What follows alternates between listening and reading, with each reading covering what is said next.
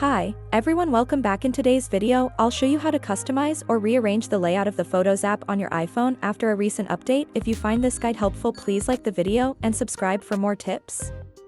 As we know, recent iOS updates have brought changes to the Photos app layout, and some features have been reorganized. If you're happy with the current setup, you can leave it as is, but if you'd like to personalize it, here's how you can do it.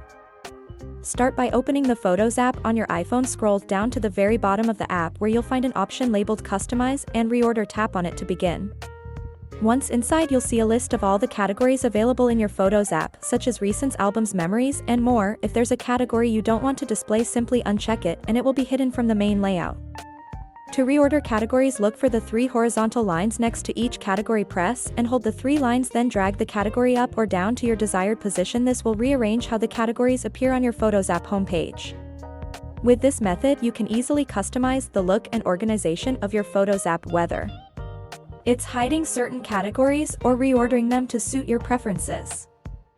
And that's it. Now you can personalize your Photos app layout quickly and efficiently. I hope this tutorial helped you out. If it did, please like the video and subscribe for more helpful tips. Thanks for watching, and I'll see you in the next one. Take care.